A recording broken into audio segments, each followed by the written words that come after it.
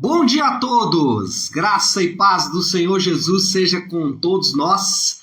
Uma ótima quinta-feira para todos. Hoje é dia 21 de julho de 2022.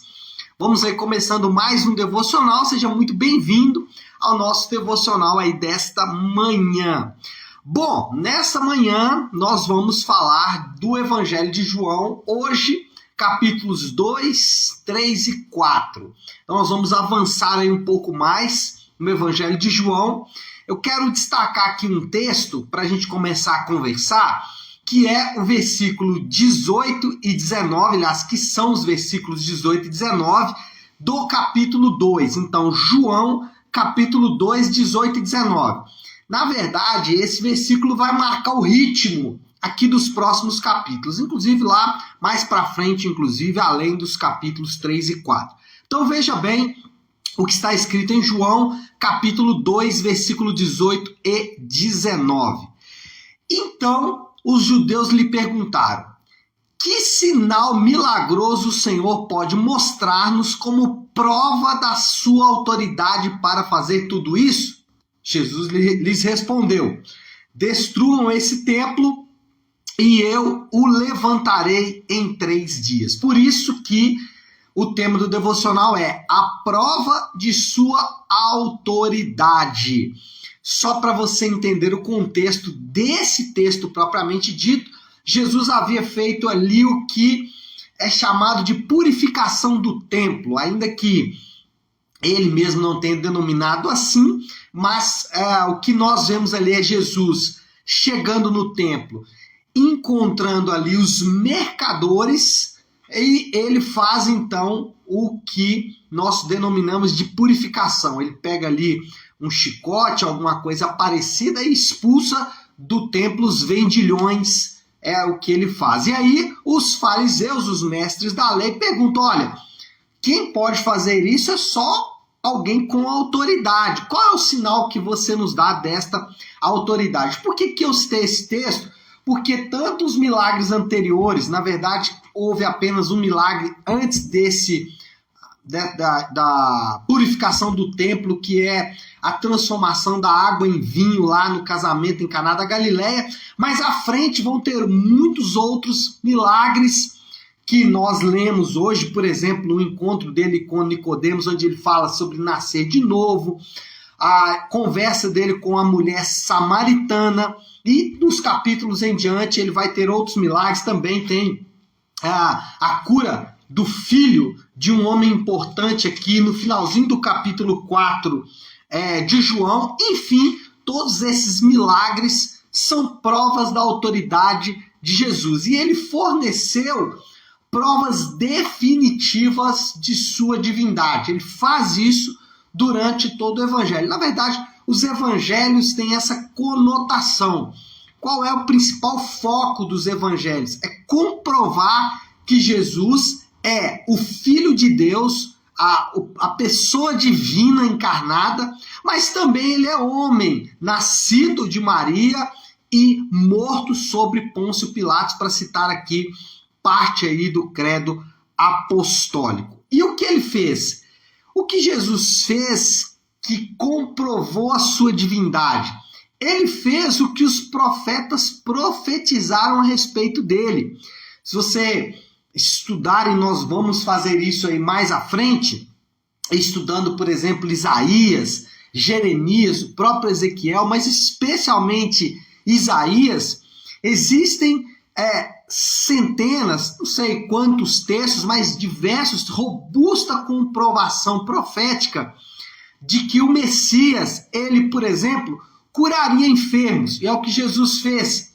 Então, o que Jesus fez foi exatamente o que os profetas disseram que ele faria. Ele restaurou a visão de cegos, mudos falaram, coxos andaram, tudo isso durante o seu ministério. Isso era prova de que ele era Deus, de que ele é Deus, na verdade. O que mais que ele fez? Como disse aqui agora há pouco, ele purificou o templo, né? Algo que só o próprio Deus poderia fazer, porque o templo pertence a Deus. O que mais ele fez?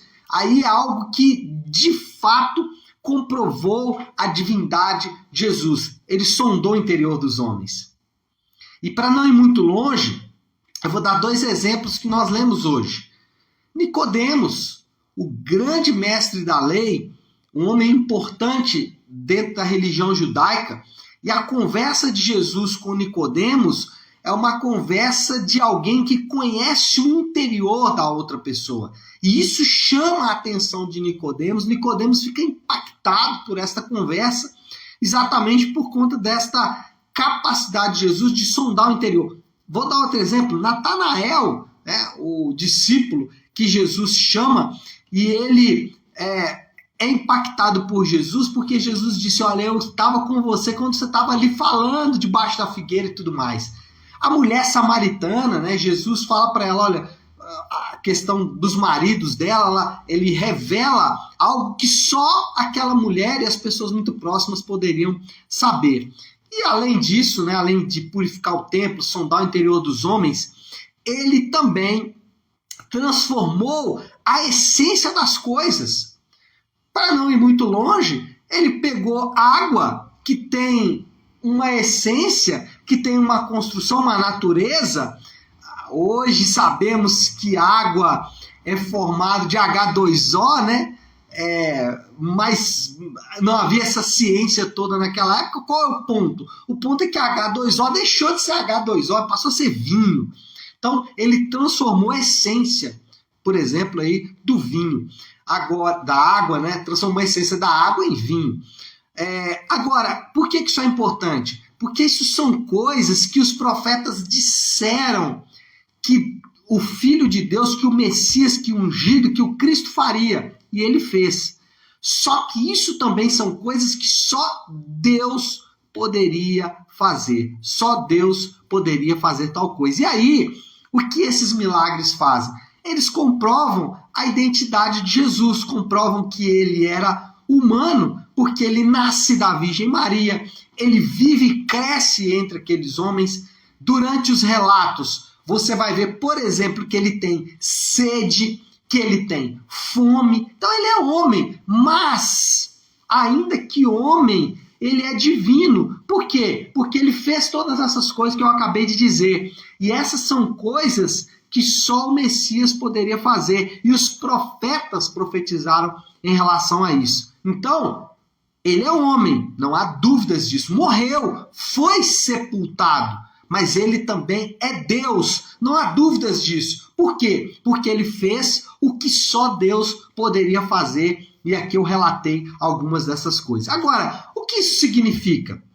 O que o fato dele ser Deus e ser homem, ou ser homem e ser Deus, significa de forma objetiva para mim e para você? Bom, negativamente, significa que nós não precisamos, preste atenção que isso é importante, nós não precisamos tentar ou ficar tentando recriar o ambiente ou as ações das pessoas curadas. Muitas vezes se perde muito tempo em tentar ficar buscando detalhes de como o milagre dessas pessoas aconteceu, para tentar recriar estes ambientes de milagre. Então, as pessoas pensam o seguinte: bom, se eu descobrir o que fulano fez, eu também vou viver o mesmo milagre que ele viveu. Mas os milagres não foram relatados com esse objetivo. Os milagres não foram relatados para nos dar um passo a passo de como viver milagres. Eles não foram feitos para isso. Eles foram feitos, ou eles foram relatados, os milagres foram manifestados para comprovar a identidade de Jesus e não para nos dar um passo a passo de como viver milagres.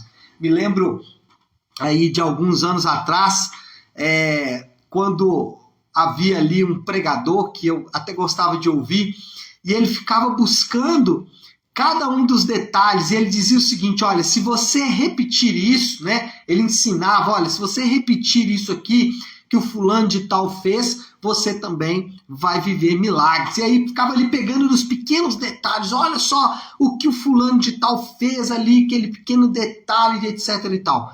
Não, os milagres não estão ali para isso. eles não foram relatados para isso. Então, negativamente, o que esses milagres significam? Não precisamos tentar ficar recriando o ambiente ou as atitudes, ações dos indivíduos para também tentar viver os milagres. Os milagres não são um manual de como viver milagres. Agora, positivamente, já que negativamente eu não preciso ficar tentando recriar esses milagres, mas então para que eles servem? Primeiro, para mostrar que Jesus ele é digno de confiança. Eu posso confiar em Jesus. Por quê? Porque ele deu provas contundentes de quem ele era. Então, a minha confiança precisa estar muito bem firmada em Jesus. Jesus comprovou através dos seus milagres que ele é digno de confiança. Primeiro, ele é digno de confiança porque ele vai obedecer ao que a palavra disse em relação a ele mesmo, sobre a cura de enfermos. Os profetas profetizaram que o Messias faria isso e ele fez. Então, ele é digno de confiança por causa disso, mas não só isso. Ele é digno de confiança porque, em segundo lugar, né, agora já entrando no segundo ponto, ele fez coisas incríveis por nós.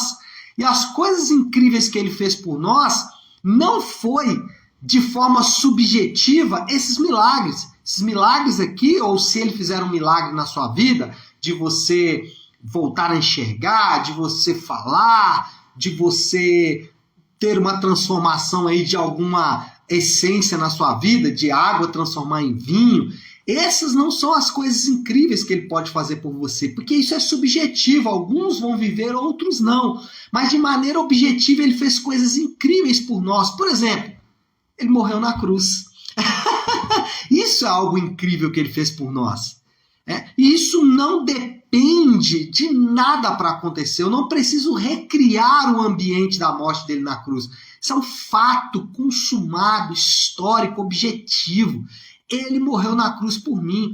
Então, se você nunca viver nenhum milagre, eu acho muito difícil que isso aconteça, porque é natural que Deus faça milagres em nossas próprias vidas, mas suponhamos que isso nunca aconteça para você, você pode dizer aos quatro ventos que ele fez coisas incríveis por você. Ele morreu na cruz por você. Isso é objetivo, isso não há dúvida. O que mais? O que mais ele fez por nós? Ele estabelece a sua igreja. Olha que incrível. Ele estabeleceu a igreja dele, ele estabeleceu o povo dele, a igreja dele perdura aí por mais de 2022 anos. Isso é maravilhoso porque hoje a gente está enfrentando um momento muito difícil como cristão em relação à sociedade, mas já teve momentos mais difíceis do que esse que nós estamos enfrentando, e a igreja perseverou não por conta de suas próprias ações, mas sim por conta do fato de que ele estabelece a sua igreja. Mas que mais? Ele preservou, olha só que livro, isso é incrível, ele fez isso por nós, ele preservou um relato completo da vida dele. Durante séculos e séculos e séculos e séculos e séculos e séculos, ele preservou um relato completo da vida dele para nós. Nós temos aqui acesso a esses relatos. Isso é incrível, né? Ele fez isso por mim, por você. Então nós podemos dizer isso. Talvez você não vai ter a sua visão restaurada, nunca vai precisar, talvez, você não vai ter problema de visão. Ou, vou dar aqui os exemplos dos textos que a gente leu hoje, né? Você nunca vai precisar que a água seja transformada em vinho na sua vida. Você nunca vai passar pelo que a mulher samaritana passou, ou pelo que esse homem aqui passou com seu filho, ou o que Nicodemos passou. Então você nunca vai passar por isso. Mas você pode gritar aos quatro ventos: ele fez coisas incríveis por mim. Ele morreu na cruz por mim. Ele estabelece a sua igreja por mim. E ele deixou aqui relatado, ele deixou preservado um relato completo da vida dele. Bom, moral da história, vamos concluindo aí o nosso devocional. Qual é a moral da história? A fé verdadeira descansa na pessoa de Jesus, não em seus sinais. A fé verdadeira descansa em quem Jesus é e não no que ele fez. Ainda que o que ele fez comprove quem ele é, mas eu descanso no fato de que ele é Deus e não no fato de que ele pode fazer milagres. Ele pode fazer milagres? Sim, mas a nossa confiança precisa estar no fato, não de que ele pode fazer milagres, porque ele pode, mas o fato de que ele é Deus. Então, a fé verdadeira descansa no fato de que ele é Deus.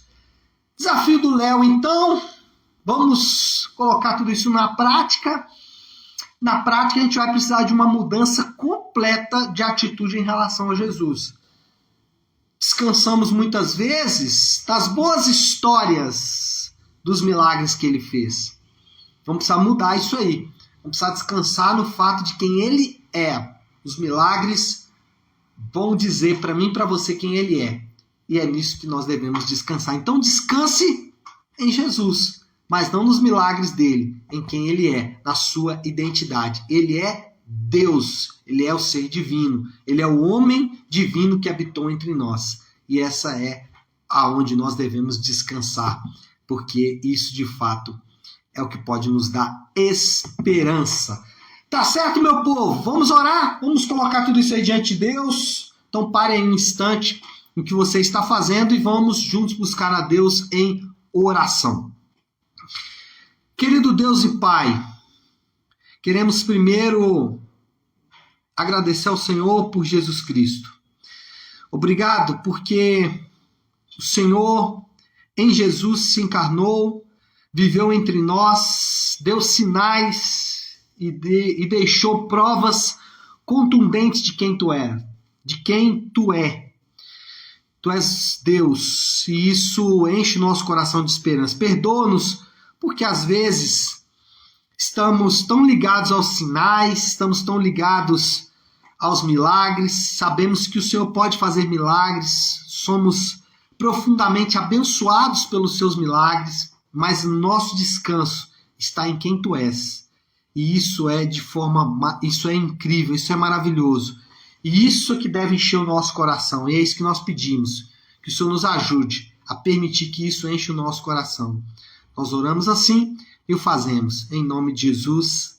Amém, amém e amém. Amém, meu povo? Bom, então é isso. Nós vamos ficando por aqui. Que Deus te abençoe. Uma ótima, uma excelente quinta-feira. Fiquem com Deus.